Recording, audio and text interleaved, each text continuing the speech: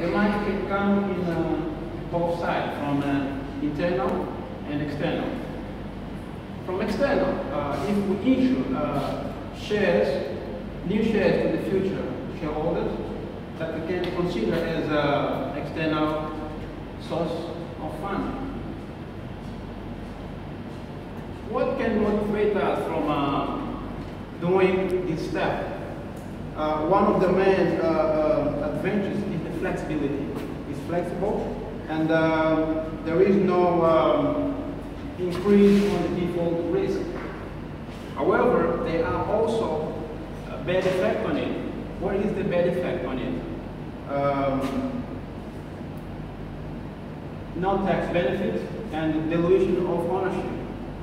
Now, when it comes to internal sources, we can use clawback if we reinvest the earning or the profit from the business that can be used as the internal sources that we can use to finance our project. However, we can ask ourselves, what can motivate us from using this step? First one, interest is tax deductible and avoids dilution of ownership. And there is always a bad side of it. What is the bad side of it? Is the fixed payment on reduced cash flow and imposed restriction on collaterals. Yeah. And the question could be raised by asking yourself, how can you solve the gap that we previously mentioned? Hopefully it will be explained more how to do this. Okay, keeping on with our presentation now, we want to solve this gap. We are talking about funding and we are talking about gap. We have to solve it. This term, funding gap, some economists, they criticize this term, they prefer to use credit rationing or market failure. Because even in a perfect market, the gap still exists. For example, some firms are willing to pay the high interest rate asked by investors or by banks. They will not get the credit. And investors or banks, they can judge a project too risky, and they will not invest in that project. So the gap still exists. So let's now talk about solution. There are several approaches to solve the gap, but in this presentation we'll stick to two of them: the collateral-based approach and other one you'll see. The collateral-based approach is a funding solution where investors and banks are stimulated to finance enterprise even with insufficient securities. And the other one is the viability-based approach. This approach is very good because investors or SMEs, it creates some institution to give support and assistance to SMEs in order to be more profitable and less risky. But elaborating a little bit more about the collateral-based approach, we can consider the real estate, the inventories, the equipment as collateral in order to reduce the lender's risks. Or in this kind of approach to finance SMEs, the quality of the pledge is the quality of the security pledge is the only factor that is considered. And about the viability approach, as we said before, is the support and the assistance given by SMEs in order to be more profitable and to have less risk. What kind of support? One of them is business diagnostic.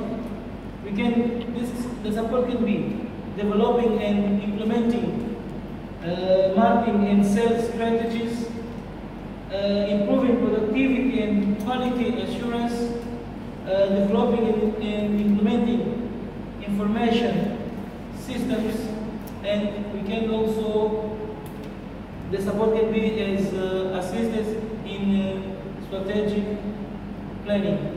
And funding gap in Angola. What about the SMEs in Angola? In Angola, the SMEs they face the same situation as in any other country. The supply side and the demand side, they don't match because of some reason. So what are the gap reasons in Angola?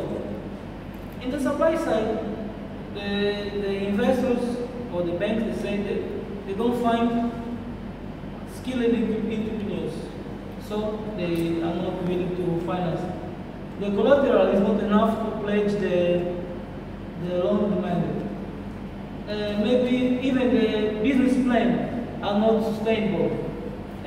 But in the demand side, the company, the firms, they say we cannot go to the banks because they ask for high interest rates, and even to access to information is difficult. We don't have training in order to reduce our risk or to increase our return. But that's not all. Good news for SMEs in Angola, because there are some institutions that are willing to solve, or at least to reduce this gap. We have the FIPA. FIPA is a private equity fund established in 2010. We have also INAPEN. INAPEN is an institution that provides business assistance for SMEs. Has more than 20 years working in Angola. We have also Angola Invest. Angola Invest is a very good program launched in 2012 by the government to provide collateral for SMEs. And we have also FAGA. FAGA is a venture capital fund that is working from 2012. But even though the gap still exists, so we came with some tips to maybe our contribution to our opinion to contribute to solve this gap, such as creation of a regional fund or fund of funds. Maybe we can create a guarantee fund from local banks. We can also create a mechanism of matching investors and firms and entrepreneurs. If they are together, maybe one will explain how to finance, and then it will be good. And also we have to use technical assistance of funds side by side with investment funds. But we cannot forget the legal tax system. We cannot forget it. Because in Angola, the legal tax system is not quite well established, so we cannot forget it. And we have to select some sector of opportunity to invest in. I think we have to keep on with conclusion. Well, absolutely. Well, entering on to the conclusion, what we can sum up in the presentation? What can sum up? First point, so we emphasize what is the importance of SMEs as a catalyst that boosts jobs, boosts innovation, and makes better economic development. Secondly, despite their recognition, they still face a lot of barriers when it comes to access to funding, so which was explained about the financing gap and the regions such as collaterals, information symmetries, and the costs. Despite that being part of this bill, solutions that were developed as it was presented, like the collateral-based approach, viability-based approach, and also the creation of institutions that are in charge of development of business and the management skills, such as INAPEN solutions to the traditional lending such as FIFA and FACRA. Next, establish a multi-stakeholder approach to SMEs development.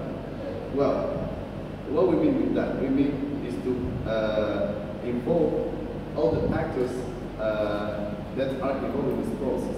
So we mean governments, business associations, NGOs, because if we create this kind of approach with regular workshops, regular conferences and events, there will be better solutions that will help SMEs in the future. And finally, publishing SMEs in Angola. Well, why publishing SMEs Outlook in Angola? Because currently there's few information about the SMEs in Angola, as well as the market information, and we can publish that every year, for instance. So governments and funds that are investing in these companies that have potential, they'll be able to take better decisions that will benefit the SMEs as a whole, and also the economy. And in the case of Angola, as we in the state of diversification, will broaden, for instance, tax base, will broaden, will also boost jobs outside the oil and gas sector, given the fact that oil and gas is capital intensive and only employs 1% of the population. And now, my colleague Mr. Marcos will give the final remarks. Okay. After the explanation that my colleague and myself provided, we are very thankful for paying attention to our presentation. We now would like to say once again thank you, and we are open for the Q&A session. Thank you very much.